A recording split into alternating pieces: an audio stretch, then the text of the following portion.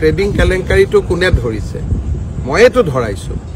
মোক টকা দিব হওঁতে সন্দেহ হওঁতেতো মই ধৰিলো গতিকে এতিয়া ধৰা মানুহজনকে আক্ৰমণ কৰিলে তাৰ মানে কি অপৰাধীক আমি সাহস দিব খুজিছো যে তোক মুখ্যমন্ত্ৰীয়ে ধৰিছে গতিকে আমি মুখ্যমন্ত্ৰীকে ধৰি দিম এইটোৰ মিনিংটো কি যিজন মানুহে গোটেই ঘটনাটো পোহৰত আনিলে তেওঁকে গালিগালাজ কৰা মানে ইনডাইৰেক্টলি অপৰাধী কেইজনক ভিটামিন দিয়া হ'ল নে নাই আৰু মই এইটো তদন্ত দিছো যে অহাকালি কেনেকে অপৰাধী কেইজনক জিমখানালৈকে লৈ যোৱা হৈছে কালি প্ৰথম গ্ৰেপ্তাৰ কৰি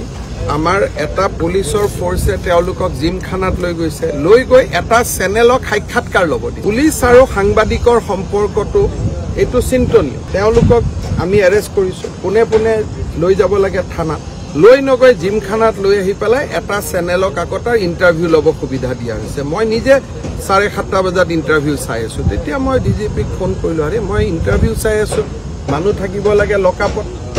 ইয়াত ইণ্টাৰভিউ হৈ আছে কেছটোৰ পিছত মইহে লাগি আছো মই মুম্বাইত আছিলো ৰাতিপুৱা মই সাডেনলি টিভি চাওঁতে দেখিছো আপোনালোকে সেই চেনেলটোৰ তলত দৰ্শকত মোৰ নামটো দেখিব মই চাই আছো মই দেখিলো যে ইটো জেলত থাকিব লাগে কেনেকে ইণ্টাৰভিউ দি আছে তেতিয়া মই ফোন কৰি হুলস্থুল লগালো গতিকে মইতো ইয়াৰ পিছতে লাগি আছো আৰু আজি আমি কেবিনেটত সাহসী সিদ্ধান্তটো ল'ম ইয়াৰ ওপৰত একক মুজাফৰপুৰত ধৰিছে এই দুজনক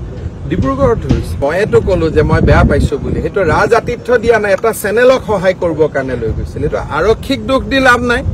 আৰক্ষীক চেনেলটোৱে ইণ্টাৰফেয়াৰ কৰি কাৰণ সেই চেনেলটোৱে কিবা কাৰণত আৰক্ষীজনক ইনফ্লুৱেঞ্চ কৰিলে গতিকে ঘটনাটোৰ পিছফালে চেনেল আৰু সাংবাদিকহে আছে এতিয়া ট্ৰেডিং কেলেংকাৰীটো কোনে ধৰিছে মইতো ধৰাইছো মোক টকা দিব হওঁতে সন্দেহ হওঁতেতো মই ধৰিলো গতিকে এতিয়া ধৰা মানুহজনকে আক্ৰমণ কৰিলে তাৰ মানে কি অপৰাধীক আমি সাহস দিব খুজিছো যে তোক মুখ্যমন্ত্ৰীয়ে ধৰিছে গতিকে আমি মুখ্যমন্ত্ৰীকে ধৰি দিম এইটোৰ মিনিংটো কি যিজন মানুহে গোটেই ঘটনাটো পোহৰত আনিলে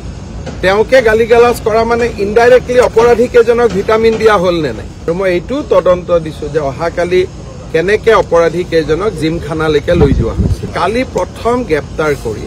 আমাৰ এটা পুলিচৰ ফৰ্চে তেওঁলোকক জিমখানাত লৈ গৈছে লৈ গৈ এটা চেনেলক সাক্ষাৎকাৰ ল'ব দিয়ে পুলিচ আৰু সাংবাদিকৰ সম্পৰ্কটো এইটো চিন্তনীয় তেওঁলোকক আমি এৰেষ্ট কৰিছো পুনে পুনে লৈ যাব লাগে থানাত লৈ নগৈ জিমখানাত লৈ আহি পেলাই এটা চেনেলক আগতে ইণ্টাৰভিউ ল'ব সুবিধা দিয়া হৈছে মই নিজে 7:30 বজাত ইণ্টাৰভিউ চাই আছো তেতিয়া মই ডিজিপিক ফোন কৰিলো আৰে মই ইণ্টাৰভিউ চাই আছো মানুহ থাকিব লাগে লকআপত ইয়াত ইণ্টাৰভিউ হৈ আছে কেছটোৰ পিছত মইহে লাগি আছো মই মুম্বাইত আছিলো ৰাতিপুৱা মই সাডেনলি টিভি চাওঁতে দেখিছো আপোনালোকে সেই চেনেলটোৰ তলত দৰ্শকত মোৰ নামটো দেখিব মই চাই আছো মই দেখিলো যে ইটো জেলত থাকিব লাগে কেনেকে ইণ্টাৰভিউ দি আছে তেতিয়া মই ফোন কৰি হুলস্থুল লগালো গতিকে মইতো ইয়াৰ পিছতে লাগি আছো আৰু আজি আমি কেবিনেটত সাহসী সিদ্ধান্তটো ল'ম ইয়াৰ ওপৰত একক মুজাফৰপুৰত ধৰিছে এই দুজনক ডিব্ৰুগড়ত ধৰিছে মইতো ক'লো যে মই বেয়া পাইছো বুলি সেইটো ৰাজআতিথ্য দিয়া নাই এটা চেনেলক সহায় কৰিবৰ কাৰণে লৈ গৈছিল এইটো আৰক্ষীক দুখ দি লাভ নাই আৰক্ষীক চেনেলটোৱে ইণ্টাৰফেয়াৰ কৰি কাৰণ সেই চেনেলটোৱে কিবা কাৰণত আৰক্ষীজনক ইনফ্লুৱেঞ্চ কৰিলে গতিকে ঘটনাটোৰ পিছফালে চেনেল আৰু সাংবাদিকহে আছে এতিয়া যিকোনো খবৰৰ বাবে যোগাযোগ কৰক 7099017330 অথবা 7099017390 নম্বৰত